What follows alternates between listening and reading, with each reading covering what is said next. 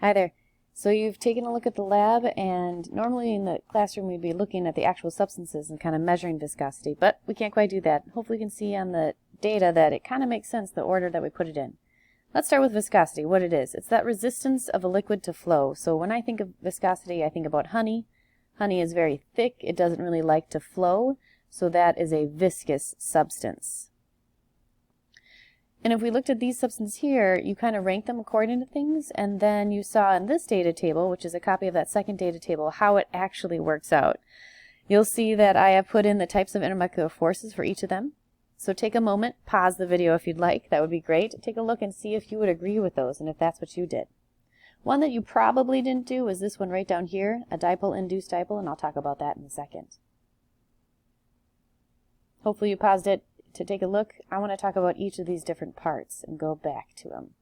So the first one that's so viscous is glue. When you think about it like Elmer's glue, it is very viscous. If we look at the structure, it's got lots of different spots for hydrogen bonding here. They're like everywhere. And these little parentheses things actually mean that the glue goes on forever with a continual pattern like that. And they kind of intertwine in each other, and we've got some great hydrogen bonding between this oxygen and this hydrogen. This oxygen and this hydrogen, this oxygen and this hydrogen. All my red lines here are those hydrogen bondings. A very strong intermolecular attraction, and there's tons of them. So it makes sense that that would be very viscous. It wouldn't flow very well because it'd be so attracted to the other glue molecules that are right by it. The other one that has hydrogen bonding is water. And you would think if something's very much attracted, hydrogen bonding is highest on our list. The only thing better than that is ionic, and we don't have any ionic in this one. So we would think that water should be more viscous, but it's not, which is weird. Additionally, when you do water, I'll put in all my hydrogen bonding kind of spots. It can kind of make this great structure where there's lots of hydrogen bonding going around everywhere. See how this water molecule is like hydrogen bonding with this one and the other one to the left. There's like a lot of hydrogen bonding going on. I would put one right there. And yet it's not very viscous. So there's got to be a different act in play here. The other thing I want to look at is next is vegetable oil. Vegetable oil is right here. I try to line it up as best I can. We kind of have to think about 3D. The only polar parts in there are these ones in here. So this part would be the polar kind of situation where you could have a dipole-dipole attraction.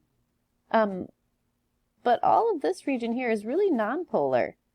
And the only thing that can happen with a nonpolar section of this would be to do London dispersion forces.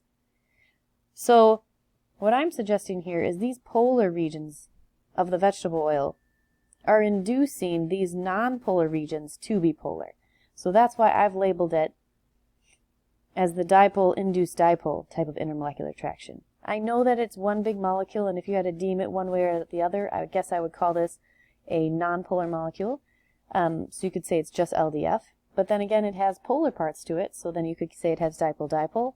So it really is so big that you can kind of say it has two different parts. It's got a polar part and a nonpolar part, and because of that we can have a dipole-induced dipole. This nonpolar part is induced to have a dipole by this polar part right next door. So that's a little bit tricky. But really the trickiest of them all are these ones. These ones are all nonpolar. They all have C's and H's, which would suggest it's all London dispersion forces for all of them. And yet, we would think that London dispersion forces are very weak. So why would this motor oil be so viscous? And kerosene, which is over here, is not very viscous. That seems a bit funny. I think we're going to need some more information. And that is where we're at. If you took notes with me, you would have this kind of document going on. Hopefully you've got more room than I do. But we're going to talk about in this nonpolar region here. So this is where you want to take notes. It is, London dispersion forces are that temporary distortion of the electron cloud which creates temporary dipoles. And remember we talked about the idea of xenon and how it is more, has stronger London dispersion forces than our helium, which is this upper part here. And that's kind of where I want to focus our attention. So when you have such a long molecule, you kind of have to look at it in parts. Looking at it a whole is too broad. We have to be more specific, which is what we had to do here. I had to look at its parts, the top and the bottom part, and treat them differently. Let's think about that in this sense too. So if I just want to focus over here, just going to take a small little snippet of it, I would have to say they are doing London dispersion forces. the attraction that these molecules are feeling to each other are LDFs. Definitely. But then if I take this section here, they're doing LDFs also. And if I take this section here, they're doing LDFs too. And then this, oh, this molecule keeps going. It's bigger. And then, oh, there's more. And then, there's another section too. I'm hoping you're seeing my point. This is kind of like Velcro. If we take a really careful look at Velcro, Velcro is made of hooks, kind of like this. And then the other side's that really fuzzy flat side. And one hook of the Velcro hooking onto that fuzzy side of the Velcro isn't very strong. But if you do this many, many times, suddenly Velcro becomes very strong. It's hard to pull apart. That's exactly what's going on here.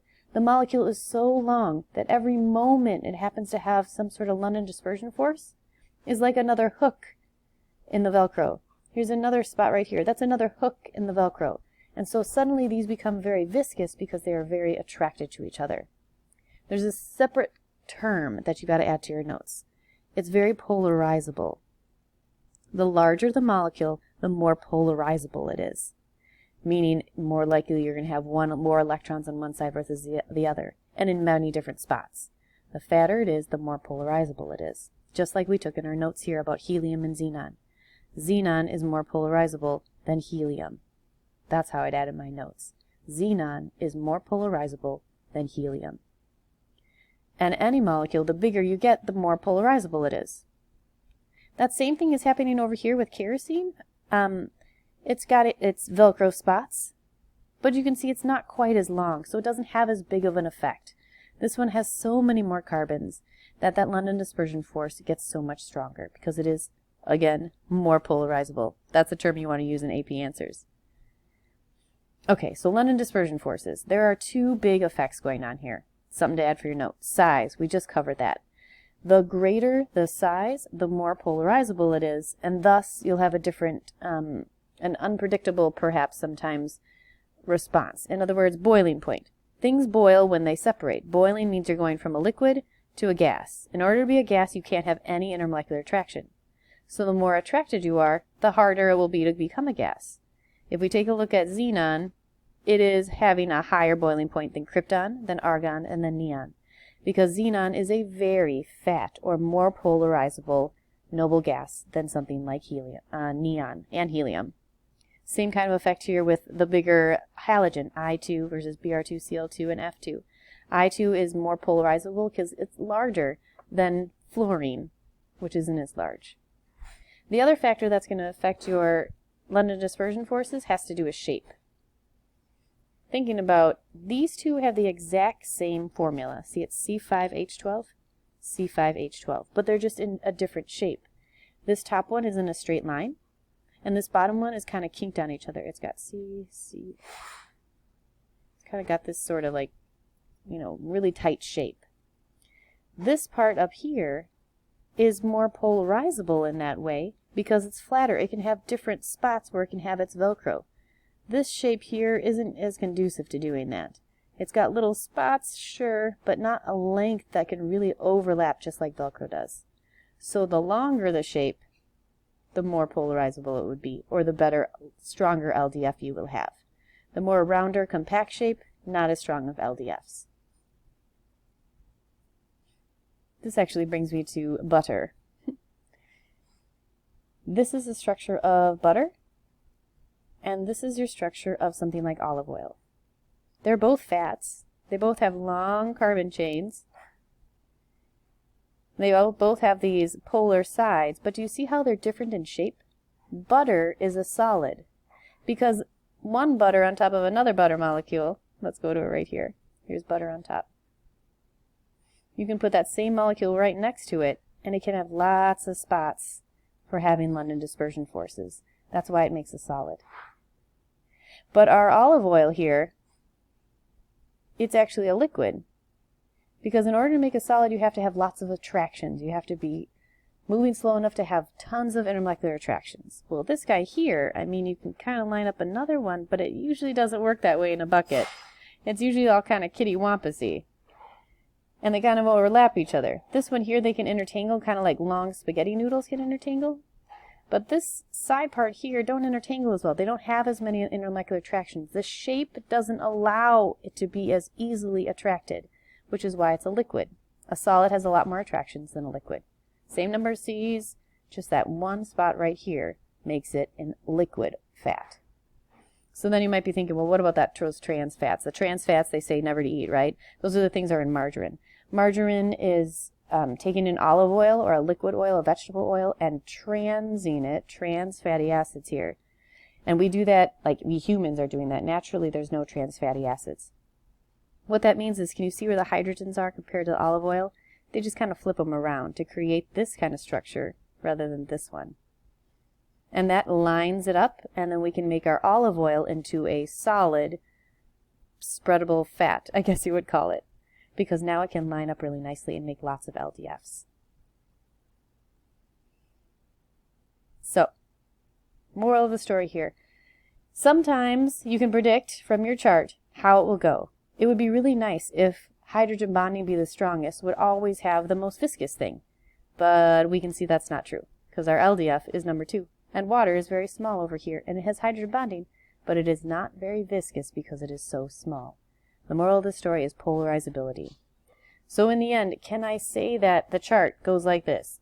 LDF is always weaker than my ionic? Most of the time, because ionic's super strong. But is LDF always weaker than hydrogen bonding? No, we just saw that it isn't. So what kind of order do you actually memorize? Like, what are you going to go from here? You can't memorize an order all the time. This is the general order. And if something's going to be out of order, they're going to give you data that will ask you to describe how that is. So here you would say, just like you did at the beginning, here are my substances. What is the order? What do you predict to be the most viscous? Well, then you would be in your prediction, which is what you did on your first page. And then they'll give you the data. It looks like it's in this order. Well, how could that be? That's when you start looking and be like, LDF, it shouldn't really be that strong, but it must be because it's more polarizable. That's the key word. When you don't know what to say polarizability.